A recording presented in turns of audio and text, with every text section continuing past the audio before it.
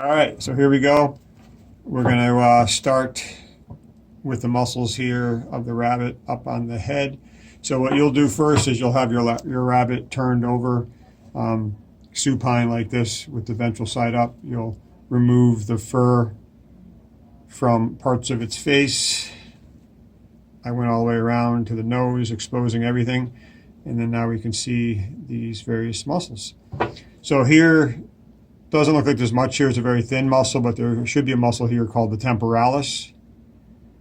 So whatever sort of muscly looking tissue there is probably associated with that. A more prominent one that we're going to see here, which is a major jaw muscle, is the masseter. So that's what we have here. You may see some glands here. So these are submandibular glands. So you'll have to push those aside. And then now we can start looking at some of the other jaw and neck muscles. So here, running along the mandibles, we have the digastric. And then in between that, we have the mylohyoid. So the mylo stands for molar. So it goes from the molar area of the jaw down to the hyoid area. And then we can start looking at some of the neck muscles. So this one has already been sort of chewed up a little bit from them doing the injection for the arteries and veins. But this one that runs most superficially from the sternum up to right here, which is where the hyoid bone would be, is called the sternohyoid. And if you push that to the side, you can then find a muscle that runs along the side of the trachea here. And so here we have the trachea. Here's the trachea here. And it's going to stop right here. For us, we call this our larynx, the voice box. This is called the thyroid cartilage. So it meets there, so we call this the sternothyroid. And then there's a smaller muscle that actually starts there and continues on. And that one is called the thyrohyoid, going from the thyroid cartilage up to the hyoid. Then you can go lateral. There's going to be another muscle here, still connected to the sternum, but now going up to the mastoid process. So that's called the sternomastoid. Another one lateral to that goes from the clavicle area up to the mastoid, and that's called the cleidomastoid. So we're going to continue on here, looking at some of these ventral muscles.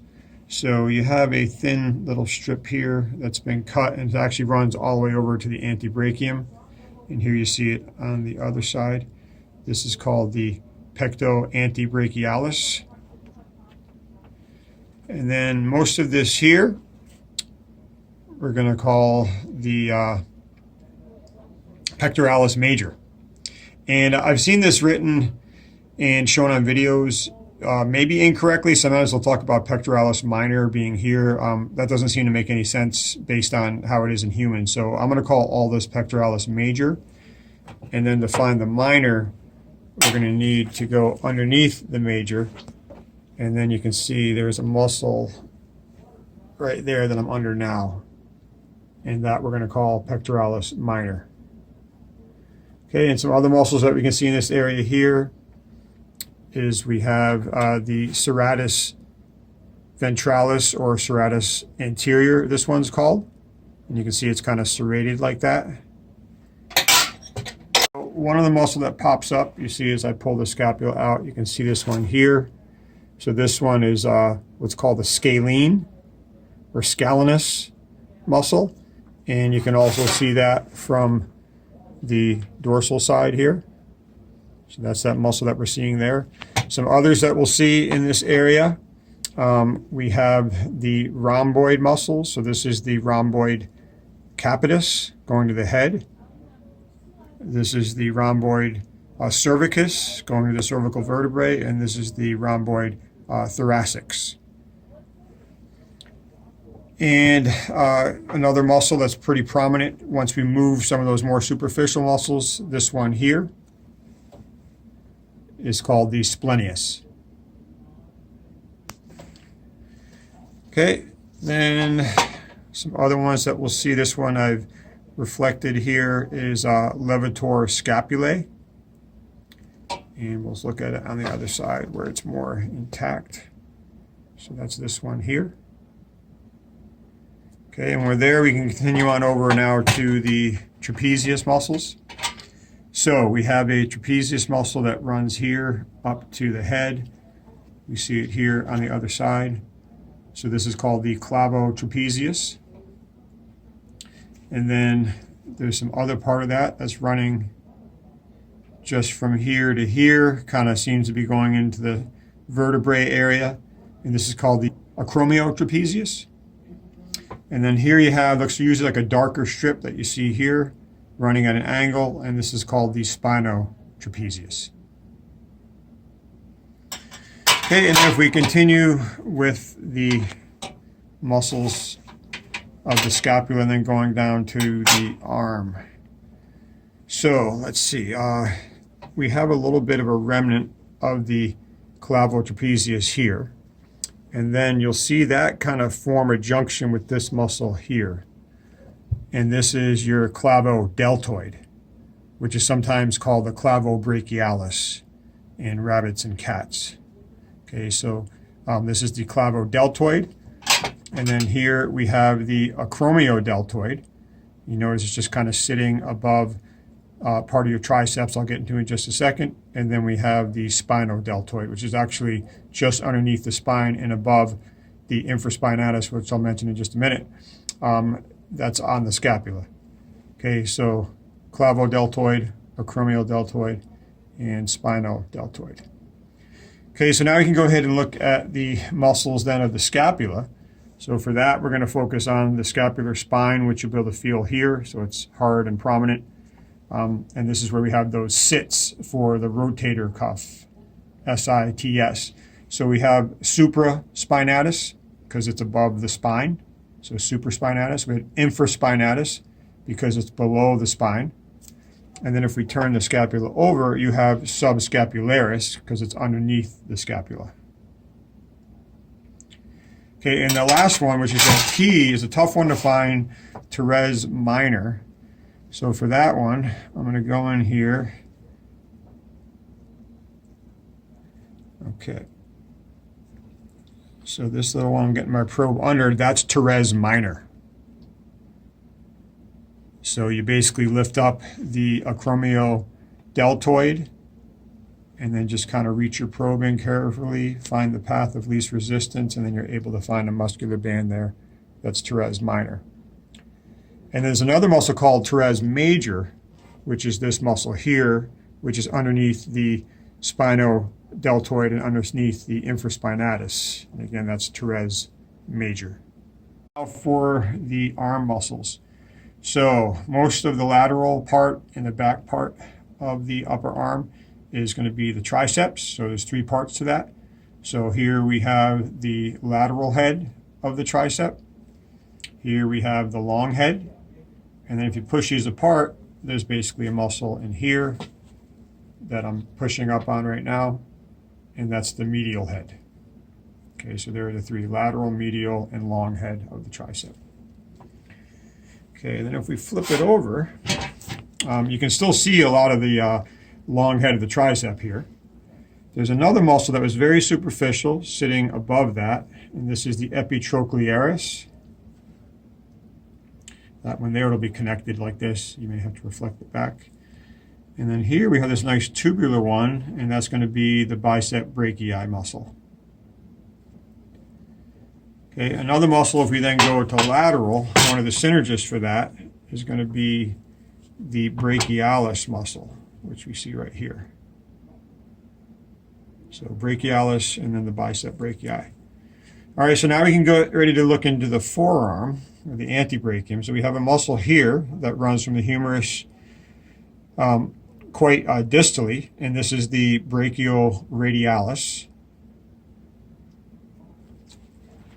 And then if we flip that over, we can find a couple of different muscles here that are involved with moving the manus and the digits.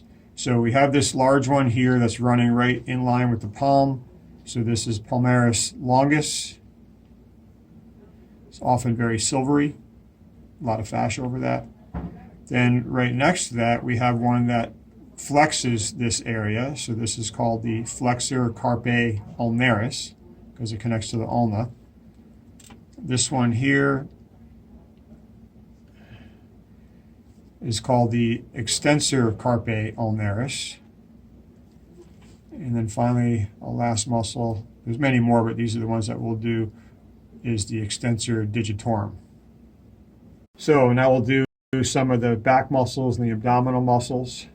So you have a muscle here. So this is the latissimus muscle, so known as your lats, at least for us. Then if we raise up, reflect some of this fascia, we're going to find the multifidus muscle.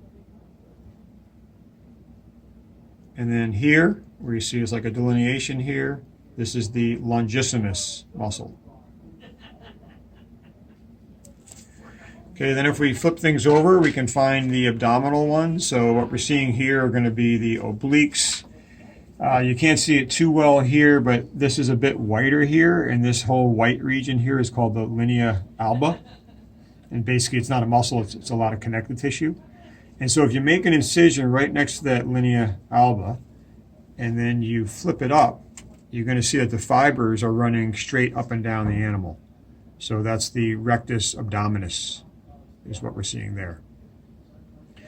And then if you use your scalpel to start opening this up, and you're going to start to find some different layers here. This first layer you're going to see here is the transverse abdominis. And then you'll notice as I keep peeling away, there's a delineation right here where the fibers are now running in this direction as opposed to this direction. And these are the internal obliques. Okay, and then so above that would be the external obliques that we see here, and we're also seeing them from the other side there. Okay, so external obliques, the internal obliques, transverse abdominis, and rectus abdominis. And you can even see here, when the way I cut this, I actually have a little bit of the rectus abdominis that you can see here, and you can see how it's different orientation of the fibers running up and down on the animal. Do the lower leg muscles. So there's going to be quite a bit of fascia on here, so you'll have to use your probe and your scalpel to open things up a bit. So all this covering that you're going to see here, okay, this is called the tensor fascia latae muscle. And the fascia latae is part of this that you see here. For us, that'd be known as our iliotibial band. So you're going to pull that back, and that's going to let you get into your quadricep muscles. Okay, so with the quadricep muscles, I found this one was a little bit tricky. When I was pulling up the tensor fascia latae, it was kind of pulling on some of the quadriceps, and this medial one is pretty thin. Okay, so there's 4 muscles here, and this one is the vastus medialis. Then all the way on the other side, which is lateral, is the lateral vastus lateralis. So vastus lateralis, vastus medialis. In between them is this straight muscle called the rectus femoris. Okay, and then if I hadn't pulled this apart, you would cut this, or you can just do it the way I did it here, and then now here's the 4th muscle. Okay, this is the vastus intermedius that you see here, so that's the 4th quadricep. Okay, before I go on to the rest of the leg, I just want to show the gluteus muscles. So you're going to pull away some fascia here. It's going to be tough stuff like this. So I pull some of that away. You see a muscle here. There's another more superficial muscle here. Okay, and there's another muscle here I haven't described yet. So this muscle here is the gluteus medius, which ends up being the bigger muscle in cats and rabbits. This is the gluteus maximus. So gluteus medius, gluteus maximus. Okay, and since we're here, we'll just continue on, and we can then start looking at our hamstrings. Okay, so this one that's very lateral on the cats and rabbit is the bicep femoris. So that's this whole lateral side. That's one of the 3 hamstring muscles.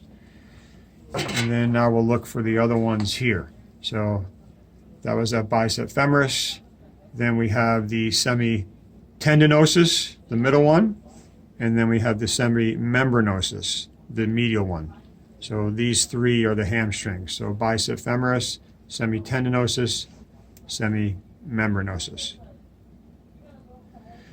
So if we flip it over and we start looking now on the medial side of the leg. So again, to orient you, here was that vastus medialis of the quadriceps. We then had this long, thin muscle here, very superficial. This is the sartorius. So for us, this is the longest muscle in our body. And then we have this wide, flat one, which is called gracilis, which I've reflected back. So that's this muscle here.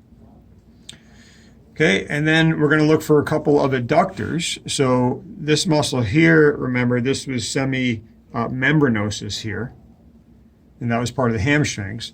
Then there's another muscle here called the adductor femoris, or sometimes adductor magnus. And then we have this other one here, which is adductor longus. Okay, so now we'll do the muscles of the lower leg. So this big bulbous one here is going to be your gastrocnemius. And then a lot of times people look too close to the tibia for this, but there's another muscle right here. And it's pretty well connected to the gastroc, but you'll be able to separate it out. And it actually goes all the way across. You could get your probe through the other side. And this is the soleus, so the other major calf muscle. You'll even notice that the colors is a little bit darker looking. This is more of a slow twitch red muscle, and the gastroc is more of a fast twitch white muscle. Okay, so gastrocnemius and then the soleus. Then if we go to the large muscle that's on the back of the tibia, this is called the tibialis posterior. Okay, and then there's another muscle that runs just next to that, which is the extensor digitorum longus. So that's going to extend the toes. And then if we go up to the front of the tibia, we have this large prominent muscle, which is the tibialis anterior. And then we have a muscle here, medial to that, which is the flexor digitorum longus. Here we have the diaphragm sitting above the liver. So you'll have to go into the abdominal area to get to that. And then if we cut through the ribs, so I can now see ribs here. And then I can go in between these muscles here. And then this is your external intercostal. And this is your, below the probe right now is the internal intercostal. So I found this extra muscle here that separates from the bicep femoris, and this is called the caudofemoralis or gluteofemoralis, which I don't think we have in humans, so you'll just see that in cats and rabbits. And I actually found this other muscle here, which was sitting underneath the bicep femoris, and I can't figure what that one is. Muscles here, where my thumb is pointing, are the quadratus lumborum. And so we have the external obliques here, multifidus here, longissimus dorsi here, which is an erector spinae muscle, and then these muscles here, which are quadratus lumborum.